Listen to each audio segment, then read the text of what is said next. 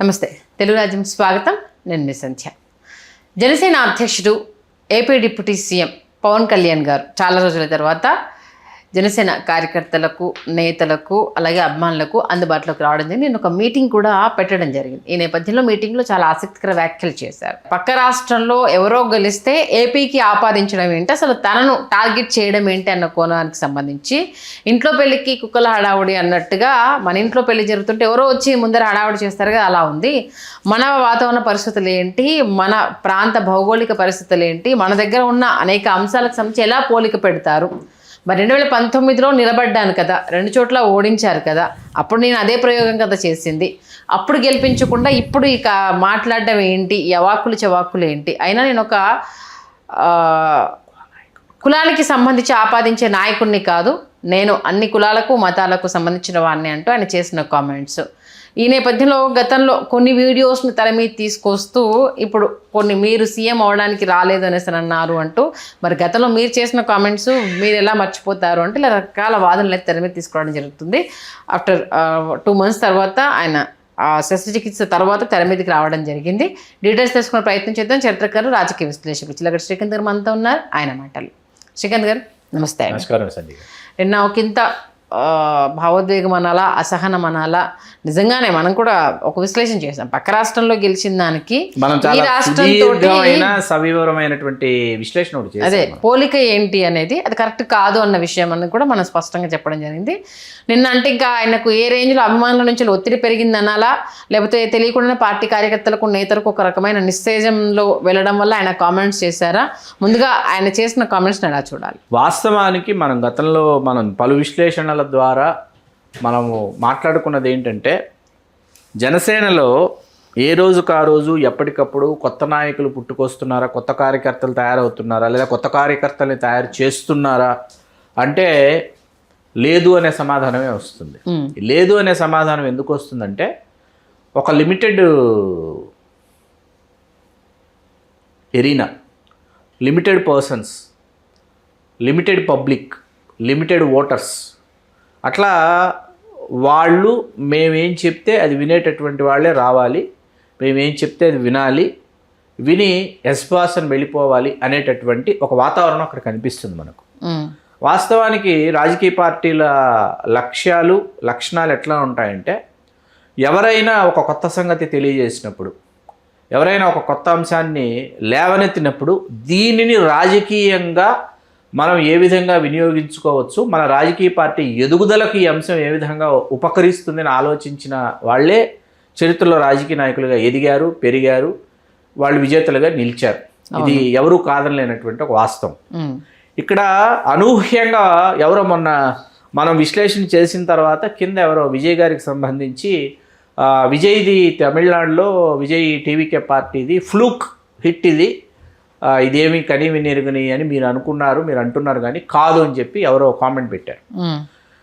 చాలా చూసి ఎంతసేపు నవ్వుకున్నానంటే, మరి పవన్ కళ్యాణ్ గారు 21+2 21 శాసనసభ్యులు, 21 మంది, 2 ఎంపీలు, మరి దాన్ని ఫ్లూక్ హిట్ అనుకోవాలా, కంబైన్డ్ హిట్ అనుకోవాలా, లేకపోతే కాంబినేషన్ హిట్ అనుకోవాలా, ఏ విధంగా దాన్ని తీసుకోవాలో నాకు అర్థం కాల.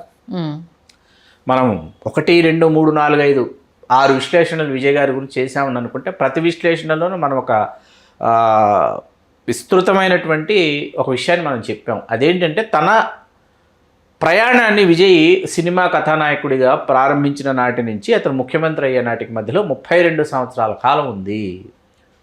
ఈ 32 సంవత్సరాల కాలం నేను గతంలో మరొక సుప్రసిద్ధ సినీ కథానాయకుడికి సంబంధించి నేను చెప్పాను. 32 సంవత్సరాలు తెలుగు నేల మీద కూడా ఎన్టీ రామారావు గారు after 32nd year chief minister అయ్యారు.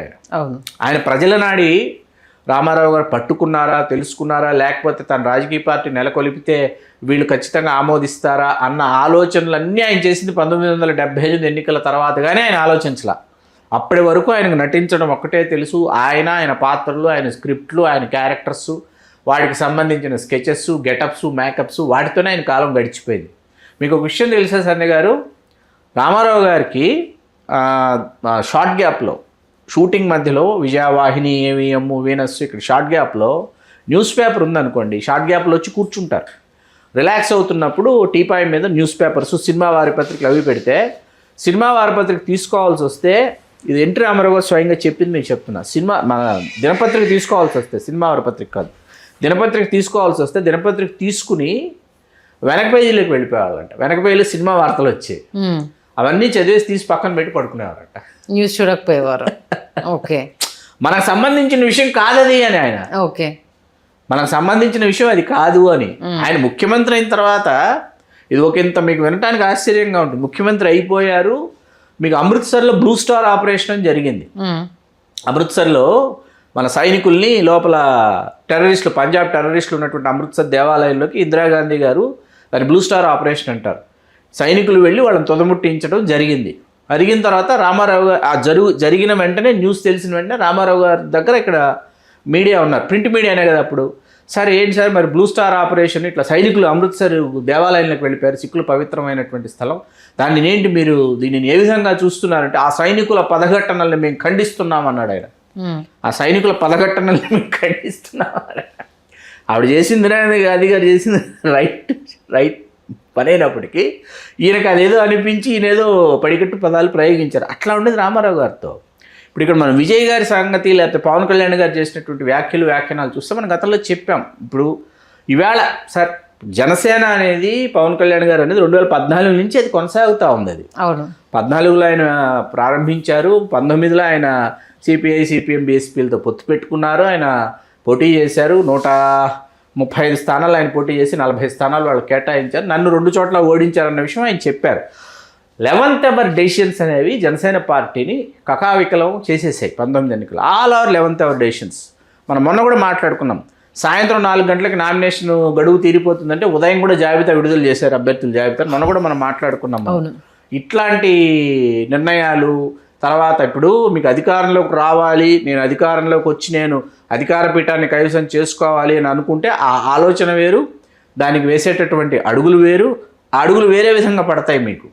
అటువంటి అడుగులు పడలా. మనం ప్రజారాజ్యం గురించి కూడా గతంలో విశ్లేషణ చేసేటప్పుడు చిరంజీవి గారికి కొంతమంది సలహాదారులు రామారావు గారు 9 నెలల కాలంలో ముఖ్యమంత్రి అయ్యారు కాబట్టి మీరు కూడా 9 నెలల కాలంలో ముఖ్యమంత్రి కావాలంటే మీరు పలానా ఆగస్టులోనే పార్టీని ప్రకటించి పలానా ఏప్రిల్ ఎన్నికలకి ఇట్లాంటి ఉచిత సలహాలన్నీ ఇచ్చినటువంటి వాళ్ళ పేర్లు ఇప్పుడు ఇక్కడ ఇవాళ అనవసరం. కొంతమంది పేర్లు మనం ప్రస్తావించకూడదు, ప్రస్తావించలేము, చేశాం, అందరికీ తెలుసు, బహిరంగ పేర్లే. ఇప్పుడు పవన్ కళ్యాణ్ గారు మీరు ఇందాక మీరన్నారు ఏమన్నారు, భావోద్వేగం కావచ్చు, అసహనం కావచ్చు అనేటప్పటికీ ఖచ్చితంగా నొప్పిని కలిగిస్తాయి. ఏ విధమైన నొప్పిని కలిగిస్తాయి? మీరు ఇంకా అక్కడ అతని కులం ఏంటో తెలియదు, తల్లి ఒక కులం అంటున్నారు, తండ్రి ఒక కులం అంటున్నారు, అతనేమో మళ్ళీ అతను క్రైస్తవ మతం అంటున్నారు. జోసెఫ్ విజయ్ నాను అనే చెప్పాడు, అతను ప్రమాణ స్వీకరణలో జోసెఫ్ విజయ్ అని క్రైస్తవ మతమే నాదని చెప్పాడు. ఆ విధంగానే అతను ప్రవర్తించుకుంటున్నాడు. పెరియార్ ఈవి రామస్వామి నాయకర్ గారికి తొలిదండ వేశాడు. అతను మనం విజయ్ గారి గురించి మనం పదే పదే మాట్లాడుతున్నది ఏంటంటే అతను లేయర్స్లో వర్క్ చేశాడు, లేయర్స్ వైజ్ అతను వర్క్ చేసుకుంటూ గత 15 సంవత్సరాలుగా వచ్చాడన్న విషయాన్ని ముందు రాజకీయాల్లో ఇవాళ మేము విజయం సాధించాలనుకునే వాళ్ళు కావచ్చు, లేదా కొత్త రాజకీయ పార్టీ ద్వారా వాళ్ళ పొత్తులో ఉన్న జనసేన కావచ్చు, మరొకటి కావచ్చు, ఇంకోటి కావచ్చు, అతను ఏ విధంగా అడుగులు వేశాడు, ఏ విధంగా అతను ఇవాళ కుర్చీని కైవసం చేసుకున్నాడు అనేది ఒక అధ్యయనంగా తీసుకుని ఆలోచించాలి. ఇప్పుడు ఇక్కడ కళ్యాణ్ గారి ముందున్నటువంటి పెను సవాల్ ఏంటంటే ఈయన ఎప్పుడు ముఖ్యమంత్రి అవుతారు, ఎలా అవుతారు అనేది ఇవాళ ముఖ్యమైనటువంటి పాత్ర పోషిస్తుంది. ఈ అంశం ముఖ్యమైనటువంటి పాత్ర పోషిస్తుంది. నేను ముఖ్యమంత్రిని కావాలన్న ఆలోచన లేదు అని ఆయనే స్వయంగా చెప్తున్నారు కదా. కావాలన్న ఆలోచన నాకు లేదు అన్నప్పుడు ఆయన వెంట నడిచేటటువంటి వాళ్ళు ఆయనతో కలిసి ఆయన విధానపరమైన నిర్ణయం ఏది తీసుకున్నా దానికి అనుగుణంగా దానికి లోబడి ఆయనతో కలిసి వాళ్ళు ప్రయాణం చెయ్యాలే తప్ప ఆయన ముఖ్యమంత్రి కావాలి, ఆయన ముఖ్యమంత్రి పీఠాన్ని అధిరోహించాలి అనేటటువంటి ఆలోచన వాళ్ళు మర్చిపోవచ్చు. లేదు జనసేన నుంచి ముఖ్యమంత్రి అని అనుకుందాం కాసేపు, ఆయనకు ముఖ్యమంత్రి కావాలన్న ఆలోచన లేదు. జనసేనకు 2.5 సంవత్సరాలు ముఖ్యమంత్రి విడిచిపెట్టాలన్న ఆలోచన తెలుగుదేశం వాళ్ళకి భవిష్యత్తులో వస్తుందని అనుకుందాం. 2029 ఎన్నికల అనంతరం వస్తుందని అనుకుందాం. కూటమి అధికారంలోకి తిరిగి వచ్చింది. కూటమి పొత్తు ధర్మంలో భాగంగా 3 రాజకీయ పార్టీలు కలిసే ఉన్నాయి. జనసేన ఖచ్చితంగా ఎక్కువ స్థానాలు కోరింది, ఎక్కువ స్థానాల్లో బెటర్గా పెర్ఫామ్ చేసింది అని అనుకుందాం కాసేపు. జనసేనకు విడిచిపెట్టాలనుకున్నప్పుడు నాకు వద్దు అని అనుకుంటే నా తర్వాత జనసేనలో ఫలానా వారికి ముఖ్యమంత్రి విడిచిపెట్టండి అని ఆయన చెప్పాలి. తర్వాత మీరు ఇందాక మరొక ముఖ్యమైన అంశం లేవదీశారు, అదేంటంటే కులపరమైనటువంటి ప్రస్తావన. నేను కులనాయకుడిని కాదు, క్యాస్ట్ అనేది బై బర్త్ అండి. బై ఛాన్స్ మనం మీరు ఒక సామాజిక వర్గంలో నేను ఒక సామాజిక వర్గంలో పుడతాం. అవును. అది మన చాయిస్ కాదు. ఏది నేను ఫలానా సామాజిక వర్గంలో పుట్టాలనుకుంటున్నాను, నేను పుట్టలేదు, మీరు పుట్టలేదు. అంతే కదా అంతే కదా. అది సాధ్యమే. ఇది ఇక్కడ జరిగింది, సంభవించిన తర్వాత ఏంటంటే మీ సెక్షన్ ఆఫ్ పీపుల్ మిమ్మల్ని ఓన్ చేసుకుంటారు. మావాడు మనం గతంలో చాలాసార్లు చెప్పాం, మంత్రివర్గ విస్తరణలు జరిగినప్పుడు లేకపోతే ఏదైనా ముఖ్యమైనటువంటి సభా సమావేశాలు జరిగినప్పుడు వేదిక మీద ఉన్నటువంటి వాళ్ళలో కింద ఉన్నటువంటి ప్రజలు కావచ్చు, ప్రేక్షకులు కావచ్చు, నావాడు ఎక్కడున్నాడు అని చూస్తారు. హ్యూమన్ సైకాలజీ అది. అవును. మీరు చదువుకున్నన్ని 2 లక్షల పుస్తకాలు, పాపం 2 లక్షల పుస్తకాలు 20 పుస్తకాలు కూడా చదవని వాళ్ళు ఉంటారు, 200 పుస్తకాలు చదవని వాళ్ళు కూడా ఇవాళ ఉన్నారు. మీ వెనకాల తిరుగుతున్నటువంటి వాళ్ళలో మీరు 2 లక్షల పుస్తకాలు చదువుకున్నటువంటి జ్ఞానం భగవంతుడు మీకు ఇచ్చాడని మీరు పదే మీరు గతంలో తెలియజేశారు. ఇవాళకి మీరు గొప్ప చదువులుగా మేమందరం భావిస్తున్నాం, కాదనట్లా. కాకపోతే మీరు ఈ సామాజిక వర్గం కాకపోయి ఉండుంటే 2024లో ఈ విధమైనటువంటి ఫలితాలు వచ్చి ఉండేవి కాదు. మీరు ఈ సామాజిక వర్గం కాకుండా వేరే సామాజిక వర్గంలో పుట్టి మీరు వేరే సామాజిక వర్గంలో నుంచి మీరు పొత్తులో వెళ్ళి ఇన్ని స్థానాలు గెలవటం, ఆ పార్టీని తెలుగుదేశం పార్టీలోకి అధికారులకు తీసుకురావడం అనేది కల్లా. మీరు ఈ సామాజిక వర్గంలో సింగిల్ లార్జెస్ట్ కమ్యూనిటీని ఆంధ్రప్రదేశ్లో పుట్టి సింగిల్ లార్జెస్ట్ కమ్యూనిటీని మీరు ఇప్పుడు మనం పొత్తు ధర్మంలో భాగంగా ఉన్నాం కాబట్టి మనం ఇప్పుడు జగనాసురుడు అనేటటువంటి జగన్మోహన్ రెడ్డిని మనం ఆయనని పదవిచ్యుతుడిని చేయాలంటే మీరు కలిసి గంపగుత్తగా మా కూటమికి ఓట్లు వేయండి అని మీరు పదే వల్లవేశారు. కాబట్టి ఈ సామాజిక వర్గం మీ మాట వింది. ఈ సామాజిక వర్గంతో పాటు ఇతర శ్రామిక, కార్మిక, కర్షక కులాలన్నీ కలిసి వచ్చి ఈరోజు కూటమి అధికారంలోకి తీసుకొచ్చాయి. అధికారంలోకి వచ్చిన తర్వాత నేను ఈ సామాజిక వర్గం కాదు, చంద్రబాబు నాయుడు గారు, లోకేష్ గారు మేము ఫలానా సామాజిక వర్గం అని కానీ, మేము ఈ సామాజిక వర్గం అనుకోవటం లేదని కానీ మీకు మళ్ళీ గుర్తు చేస్తున్నా. చంద్రబాబు నాయుడు గారు గతంలో తన సామాజిక వర్గం గురించి చెప్పుకోవాలని అనుకొని ఆయన మరొక మాట చేశారు. ఎవరూ కావాలని దళితుల్లో పుట్టాలని అనుకుంటారనేటటువంటి అది ఎస్సీ ఎస్టీ అట్రాసిటీ క్రిందకు వస్తుంది ఆ మాట. అవును. ఆ రోజు ఆ మేధావులకు, అది దళిత మేధావులకు గుర్తుందో గుర్తులేదో నాకు తెలియదు, కానీ అంత దూరం ఆయన ఆ మాట పదప్రయోగం చేశారు చంద్రబాబు నాయుడు గారు. మీకు అర్థమవుతుంది కదా. ఈవేళ సామాజిక వర్గమైన పరమైనటువంటి ప్రస్తావనలు, ఇప్పుడు కులాలని కలిపే ఆలోచన విధానం ఇందాక మీరే చెప్పారు. అన్ని కులాలని కలుపుకొని, అన్ని కులాలు కలిసి వస్తేనండి మీరు రాజ్యాధికారంలోకి వచ్చారు. మొన్న అన్ని కులాలు కలిసి కాదు కదా.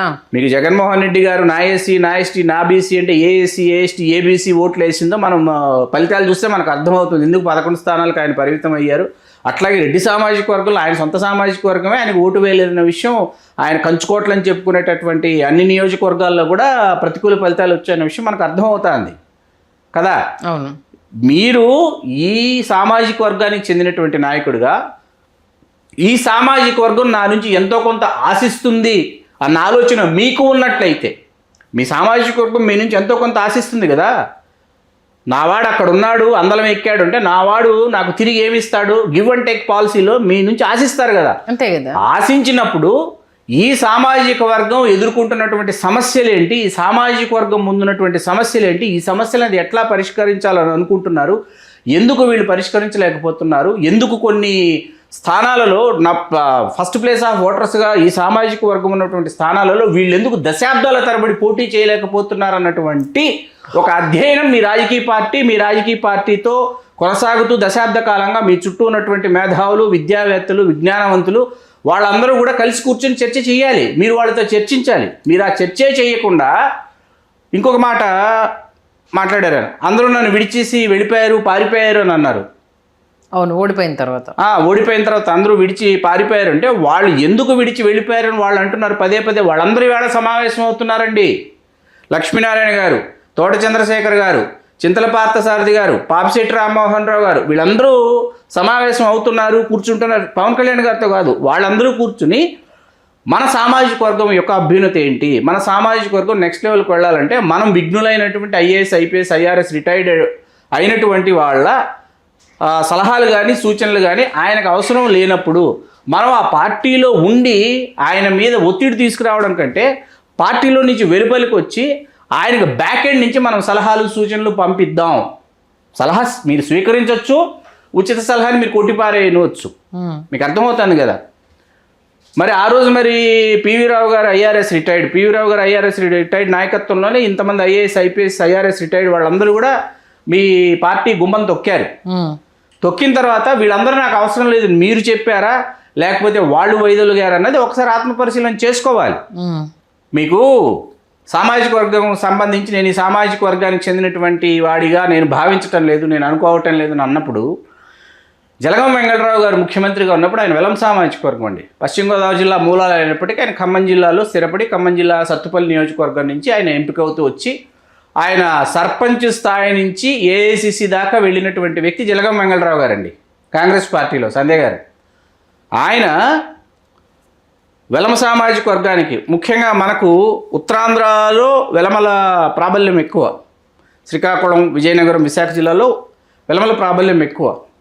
అక్కడి నుంచి కొంతమంది ముఖ్యమంత్రిని కలిసి ముఖ్యమంత్రి కార్యాలయంలో సీఎంఓలో మన హైదరాబాద్ సెక్రటేరియట్ ఇక్కడ ఉన్నటువంటి చీఫ్ మినిస్టర్ స్పేషిలో అట్లాగే తెలంగాణకు సంబంధించి కొంతమంది వెలమలు గడీలు కదండి, తెలంగాణలో వెలమ జమీందారీ సంస్థానాలు కదా, వీళ్ళకు సంబంధించి వీళ్ళు వాళ్ళ యొక్క పనులు చేసుకోవడానికి వాళ్ళు వచ్చి కలిసేవాళ్ళండి.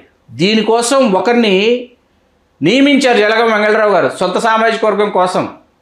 మీకు అర్థమవుతాను కదా, మంగళవారానికల్లా ఈ మంగళవారం వర్క్స్ అలాట్ అవుతాయండి. మీది ట్రాన్స్ఫరు, మీది ప్రమోషను, మీకు ఎక్కడో సమస్య ఉంది, మీకు ఎక్కడో ముఖ్యమంత్రి సహాయ నిధి నుంచి మీకు నిధి అందాలి, మళ్ళీ వచ్చే మంగళవారానికి ఇవన్నీ అయిపోయాయా లేదా ఆ ఎంప్లాయీ ముఖ్యమంత్రి గారికి నివేదించాలి. ఓకే, అంటే అతను ఆ ఎంప్లాయీ కూడా ఈ సామాజిక వర్గమే, మన వారికి సంబంధించిన ఈ వారానికి సంబంధించిన పనులన్నీ పూర్తి అయిపోయాయండి అంటే నెక్స్ట్ వీక్ ఇంకొక సెక్షన్ స్టార్ట్ అవుతుంది. పివి నరసింహారావు గారు ప్రధానమంత్రి అయిన తర్వాత 1994 ఎన్నికలు భారత ప్రధానిగా ఉండగా ఆంధ్రప్రదేశ్కి ఎన్నికలు వస్తే ఆయన దగ్గర ఉన్న పివిఆర్కే ప్రసాద్ గారు, ఆయన భారత ప్రధాన ఆంతరంగిక కార్యదర్శి పివిఆర్కే ప్రసాద్ గారు ఐఏఎస్, పత్రి వెంకట రామకృష్ణ ప్రసాద్ గారు, ఆయన బ్రాహ్మడే ఈయన బ్రాహ్మడే. ఇప్పుడైనా బ్రాహ్మణులకి నేను చెప్పుకోదగ్గ సంఖ్యలో స్థానాలు కేటాయించుకోకపోతే ఎలాగా అని పివి నరసింహారావు గారు మదన పెడుతున్నారు. అది గమనించి పివిఆర్కే ప్రసాద్ గారు 294లో ఒక 10% రేషియో వచ్చేలాగా 25 స్థానాలు కేటాయించేద్దామని అన్నారండి. 25 మంది బ్రాహ్మణులకి 294 నియోజకవర్గాల్లో 25 శాసనసభ నియోజకవర్గాల్లో బ్రాహ్మణులు పోటీ చేసినటువంటి ఎన్నికలు 94 ఎన్నికలండి. ఒక్కరికి గెలవాల వేరే విషయం. మా చిత్తూరు జిల్లా మదనపల్లితో సహా అల్లూరు సుబ్రహ్మణ్యం గారు అప్పుడు పోటీ చేసింది. 294 నియోజకవర్గాల్లో 25 మంది బ్రాహ్మణులకు ఆయన కేటాయించుకున్నారు. దీన్ని ఏమంటారు? ఇంకా మనం చంద్రబాబు నాయుడు గారి గురించి, రాజశేఖర రెడ్డి గారి గురించి, తర్వాత జగన్మోహన్ రెడ్డి గారి గురించి, వీళ్ళందరి గురించి మనం తక్కువ మాట్లాడుకుంటే అంత మంచిది. మిమ్మల్ని మీ సామాజిక వర్గం సొంతం చేసుకుంది కాబట్టి 2024 ఎన్నికల్లో ఈ ఫలితాలు వచ్చాయి. మిమ్మల్ని మీ సామాజిక వర్గం వద్దు అని అనుకుంటే ఫలితాలు ఎలా ఉంటాయి కూడా చూస్తామేమో తెలియదు. ఓకే, మీరు సొంతం చేసుకుంటేనే వాళ్ళు మిమ్మల్ని సొంతం చేసుకుంటారు. వాళ్ళు వద్దు అనుకున్న రోజు, వాళ్ళు విడిచిపెట్టేద్దాం అనుకున్న రోజు ఎలా ఉంటుంది తెలియదు, ఎలా ఉంటుందో అది కూడా చూస్తామేమో తెలియదు. చూద్దాం. మీరు అన్నట్టుగా అంటే అది ఏ ప్రకారంగా అన్నది ఇప్పుడు ఆ స్టేట్మెంట్కి రేపు మళ్ళీ ఇంకా ఏం సమాధానం వస్తుంది అనేది మంచి విశ్లేషణ అందించారు. ధన్యవాదాలు శ్రీకాంత్. ధన్యవాదాలు సంధ్య.